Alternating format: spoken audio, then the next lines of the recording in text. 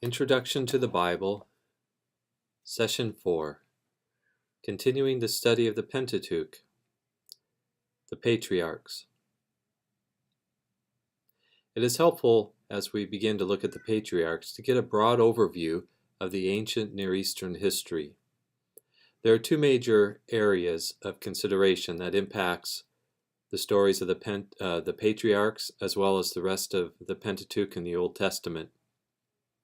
First of all are the empires that arose around the Tigris and Euphrates rivers.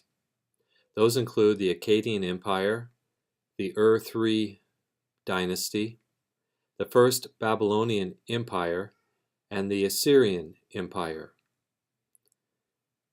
To the south was Egypt. Egypt developed along the Nile River. The Old Kingdom came in the 3rd millennium BC. The Middle Kingdom was the first half of the 2nd millennium BC. This was especially relevant to the period of the Patriarchs and Abraham. And then the third period is the first half of the 2nd millennium, called the New Kingdom. In the Middle Kingdom, especially note the people called the Hyksos. The Hyksos were a group of people that migrated south during the time of Abraham. They were Semitic in origin. Abraham and his family may have been part of this group known as the Hyksos.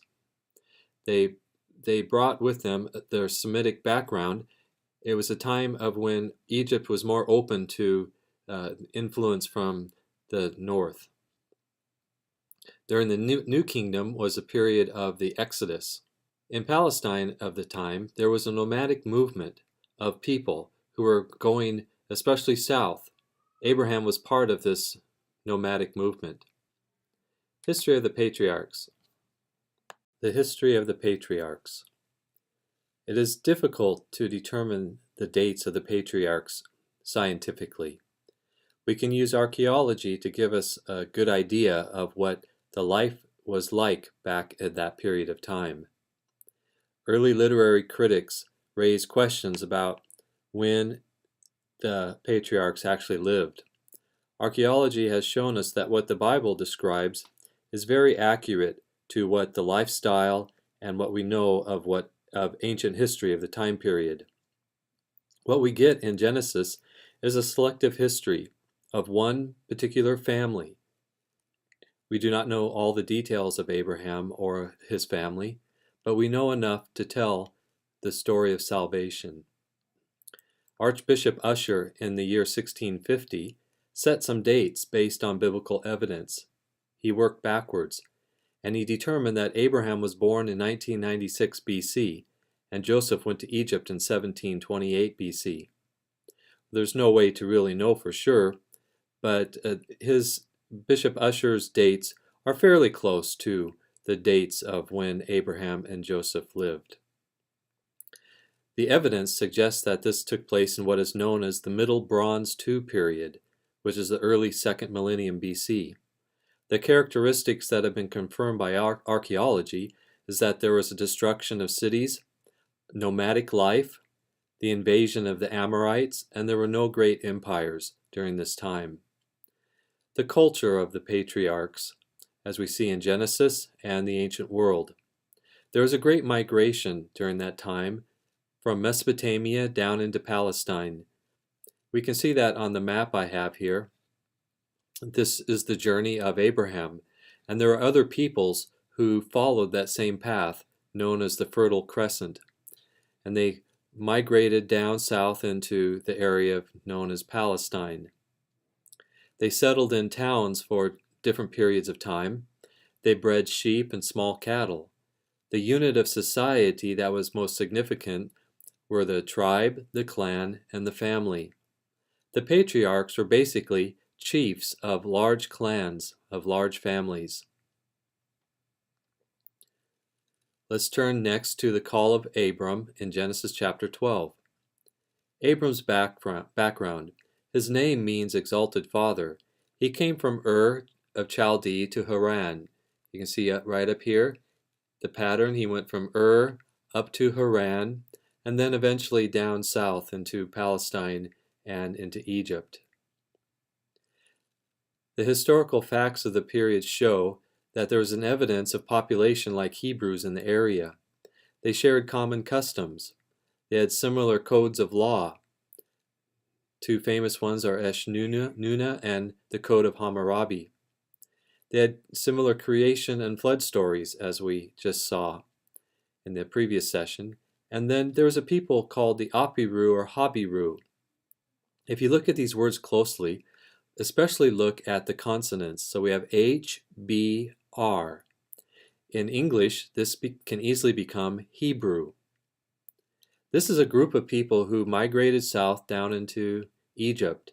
Abraham and his family were part of this Hapiru group of people, and this name has been confirmed by archaeologists.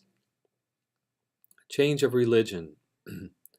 Abraham's forefathers were polytheists, believed in many gods, but he was a monotheist. He believed in one God. The patriarchs worshipped God by choice. God was not a local deity of a place, like the god of Babylon or the god of Palestine, but was a clan deity, the God of Abraham, Isaac, and Jacob. God was identified by relationship with these people. God's command and promise to Abram. Genesis chapter 12 through 19. The first encounter of Abram with God is recorded in Genesis chapter 12, verses 1 to 3. In these verses, the Bible says, "Now the Lord said to Abram, Go from your country and your kindred and your father's house to the land I will show you. And I will make you a great nation, and I will bless you and make your name great, so that you will be a blessing. I will bless those who bless you, and him who dishonors you I will curse. And in all of the families of the earth, in you shall be blessed." In these verses, God calls Abraham, at this time known simply as Abram, to leave his land and his forefathers and to go into a new land. God gives a twofold promise sealed by a covenant. The first part is a land. God promises a particular land to Abram. And then numerous children. And then sometimes a third promise is noted, which is important for us as Christians. All people will be blessed through Abraham. How are all people blessed? Well, it took many centuries later, but all people are blessed through him by the coming of Jesus Christ. Abram then seeks to follow God's promise. He leaves his land and goes to a new place. But the problem is there is a famine, and so he goes down south. Abram experienced many challenges to his faith. One of the first challenges was when he and Sarai went south into Egypt because of famine. There, the Egyptian Pharaoh thought Sarai was very beautiful and wanted to take her as a wife, but he did not know that she was married to Abram. But through all of that, God blesses Abram. He begins to accumulate more and more wealth. He and Sarai continue to seek God's promises for them. In Genesis chapter 15, God renews his covenant with Abram. Abram has a vision of animals being cut in half and a torch or pot, flaming pot, going in between the two halves. This symbolizes the covenant that Abram made with God. The marks of this covenant are that God promised that there would be heirs, descendants. He promised land to Abram. He changed Abram's name from Abram to Abraham.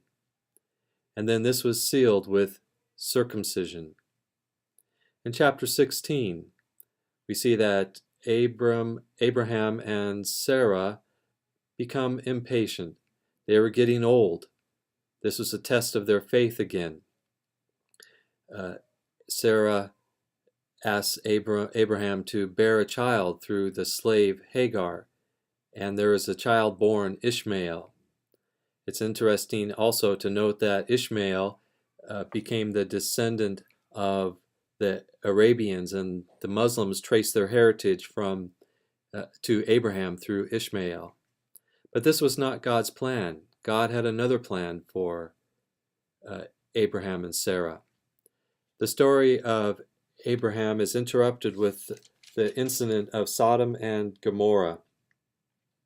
Abraham's nephew Lot lived in this area. They had separated, and Lot chose this area. The problem was that these cities were full of wickedness. God was going to destroy them. And so God told Lot and his family to flee, but Lot's wife looked back and became a pillar of salt. This is a picture of the Dead Sea, and there's lots of salt deposits and pillars in that area. Those cities were completely destroyed. Isaac eventually is born, the child of promise. This is a fulfillment of the promise that God made long ago. Abraham and Sarah were very old, past the age of childbearing. This was a true miracle. And then in chapter 22, Abraham's faith is tested again. God commands Abraham to take his son to offer a sacrifice on Mount Moriah. Abraham is ready to sacrifice Isaac, and God provides the sacrifice at the last moment. Abraham was willing to give his son, the son of promise, in response to God's command. This shows the height and the depth of Abraham's faith. As the story goes, Isaac finds a wife, Rebekah. They give birth to two twins, Jacob and Esau. The birthright should be given to Esau, but Jacob tricks Esau into giving him the birthright. Jacob, the deceiver, is a very tricky man and deceitful, and we see that throughout the story of Jacob. In Genesis chapter 32, he has a wrestling match with God and experiences a tremendous transformation. No longer is he called Jacob the deceiver, but Israel, the one who has wrestled and dealt with God, and now is a new man. Jacob married two sisters, Leah and Rachel. Jacob especially loved Rachel. Rachel gave birth to two sons. One of those was named Joseph. Joseph was Jacob's favorite son. There are four major periods to the life of Joseph. First is when he was a young man. He had dreams as a young man. He shared some of these dreams with his brothers, who became jealous of him. They became so jealous that they threw him into a pit and sold him as a slave to Egypt. While there, Joseph was a slave of Potiphar, one of the officials in Egypt. Potiphar's wife took a liking to Joseph and tried to entice him, but Joseph fled. Potiphar's wife lied about this, and Joseph ended up in prison. While in prison, Joseph became an outstanding prisoner and was elevated, given responsibility. Later on, when he was released, he became a ruler of Egypt, one of the rulers of Egypt, second in command. During that time, as leader of Egypt, Joseph saved the people from famine. Famines often happened in Egypt because of the flooding and the cycles of the Nile River. There are 3 seasons in Egypt based on the flow of the Nile: inundation, which is the flooding, the coming forth when the flood receded, and the drought the rest of the year. Joseph knew about these, and with God's help was able to preserve food for the people of Egypt. Later on, Joseph is reconciled with his family, who come down from Palestine into Egypt because of the famine that was going on. The story of Genesis is interesting because it reveals several significant things about how God interacts with people. God has chosen to work through covenant. God chose a family and worked through that family in spite of their wrong choices, in spite of their lack of faith. God did not give up and worked through this family and established a covenant. It's helpful when we look at the Bible to think of the theology of covenant. The Hebrew word for covenant is berith. It involves obligation and commitment. Loyalty to covenant is shown by chesed, which is an important Hebrew word in the Old Testament. This word means love, faithfulness, and steadfastness. It is what results when people keep in a relationship of a covenant. Covenant in the ancient Near East binds two parties together. There were many forms of covenant in the ancient Near East, between individuals, between equal nations, and between unequal powers and nations. Such covenants were used long before Moses. Making a covenant was usually marked by a ceremony and eating, such as when Abraham had his vision in Genesis chapter 15. An oath was given at the time of a covenant ceremony, binding the two parties together. Usually the weaker party took the oath. There was a ceremony with the sacrifice of an animal, and in this ceremony someone would essentially say, "May the same thing happen to me as with this animal if I break this covenant." In other words, may I be split in two if I break the terms of this covenant. What is interesting about Abraham's vision is that God took the position of the weaker party and went through the two halves of the animal. This is showing that God would keep his covenant because God cannot be killed. His covenant cannot be broken.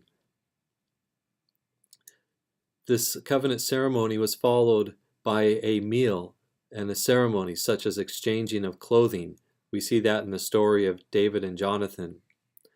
The structure of treaties.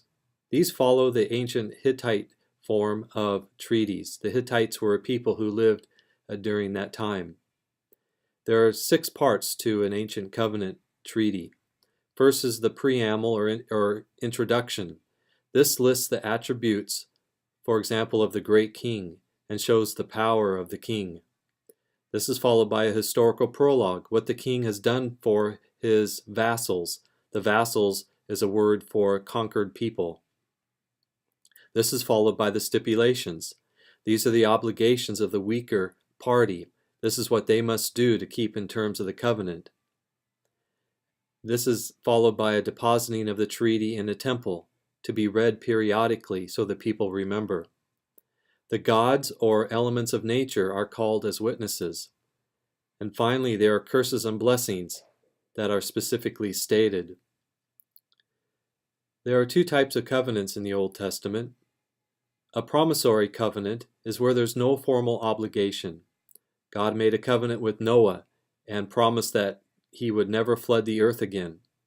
God made a covenant with Abraham that there would be descendants and land. God made a covenant with David that there'd always be someone on the throne. And then there are obligatory covenants. The emphasis is on obligation or stipulations.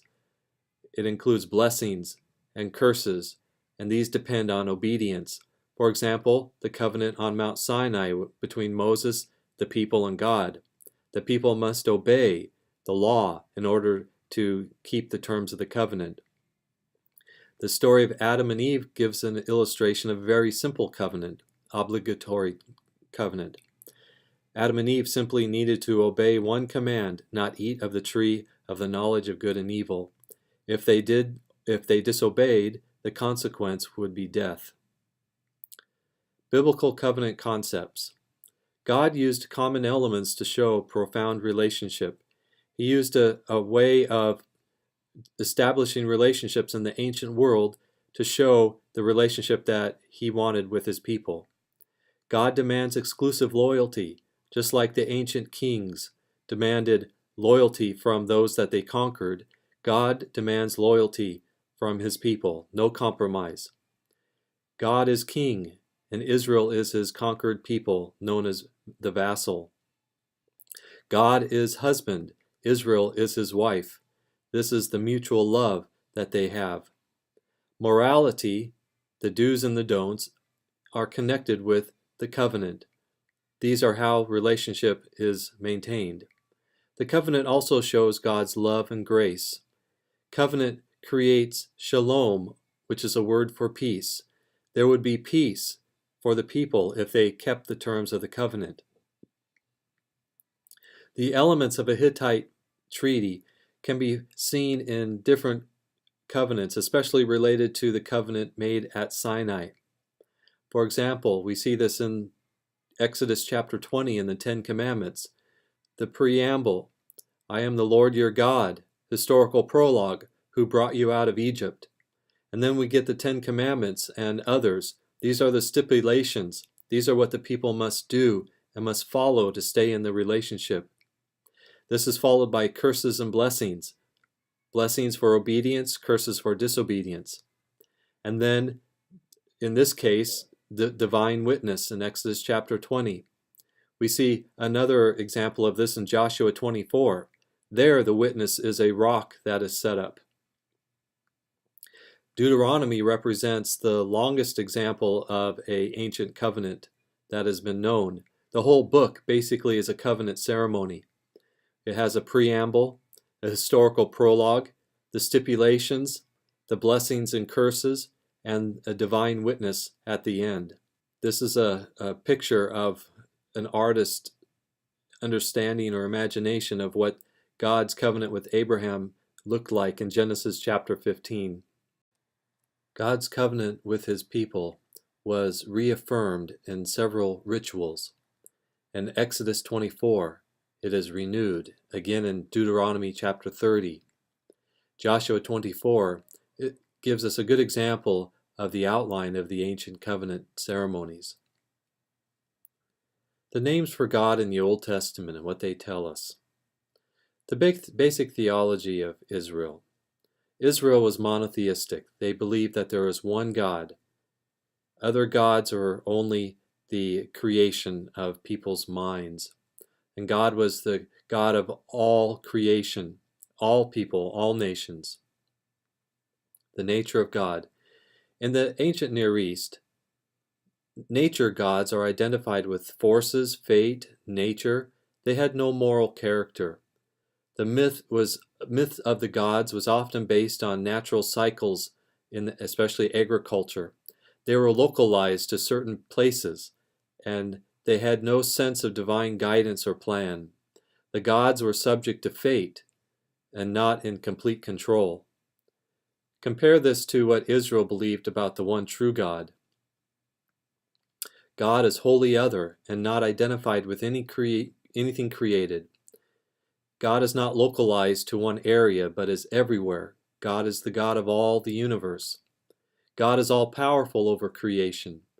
God is personal. Faith in him is based on historical events, not cycles of history or agriculture. He had a plan and a purpose for the future. God is not identified with a place in the Old Testament, but with persons and events. The God of Abraham, Isaac, and Jacob. The God of Israel. God had no help or consort in creation. There was no pantheon of many gods. God did have a heavenly court, but these were never to be worshipped. God is without sexuality. God is not a man or a woman. He's not a he or a she. When we use he, that's just because of grammar and language, but God is beyond all of that. Israel approached theology experientially and not philosophically. They experienced God. God was not abstract, but God was involved in history. We'll look at Deuteronomy chapter 6 in the next session. God is transcendent. He is beyond creation. God is wholly other. But God is also immanent. This word means that God is active and here on earth. God is with us. The divine names. These are based on God's relationship and involvement with his people. One should trust in God's name. Psalm 20 verse 1. To know the name of God is to know the Lord. The name of God was holy and powerful and must be used properly.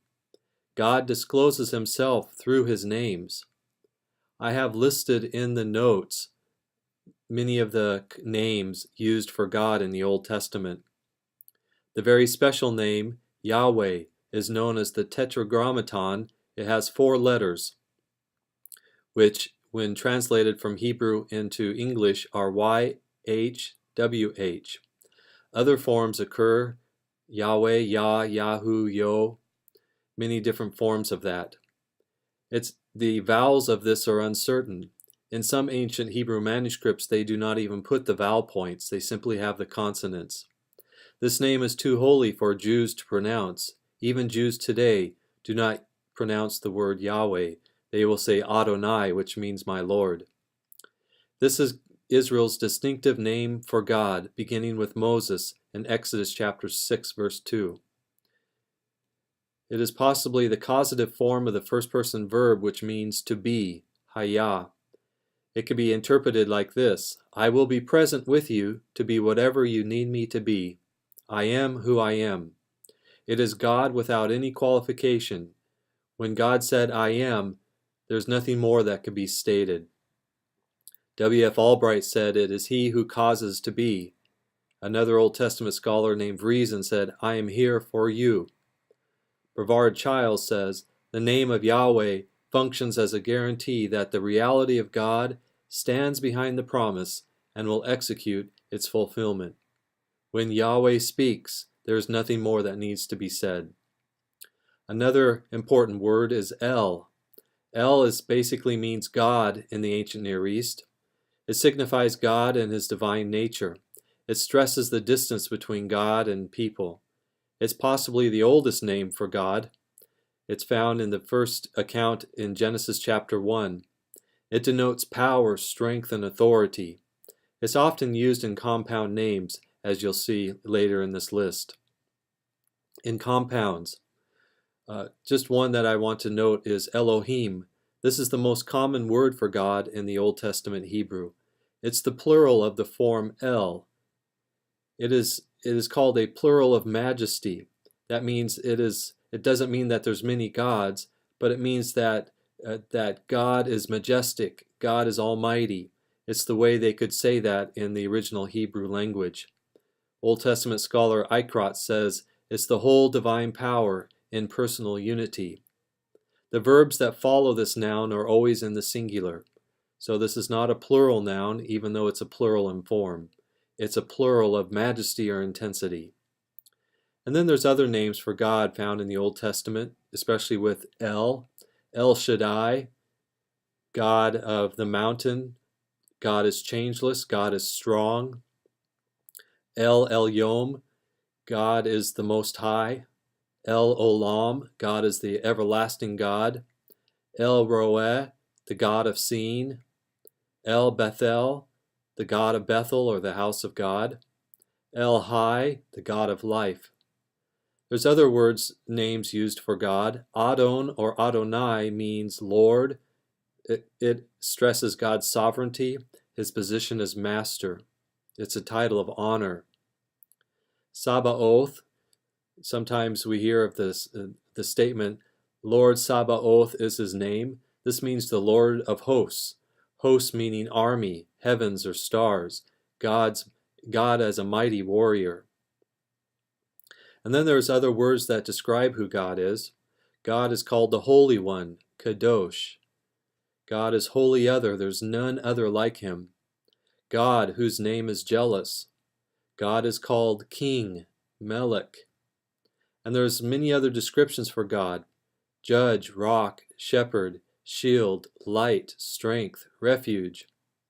Son, father, mother bird, help, shade, portion, song, redeemer, warrior, potter, husband, fountain, dew, a lion, leopard, bear. All of these many different terms describe different attributes of God and how the people experienced God's power and presence. It would make a wonderful Bible study to take time to look through all of these different descriptions of who God is.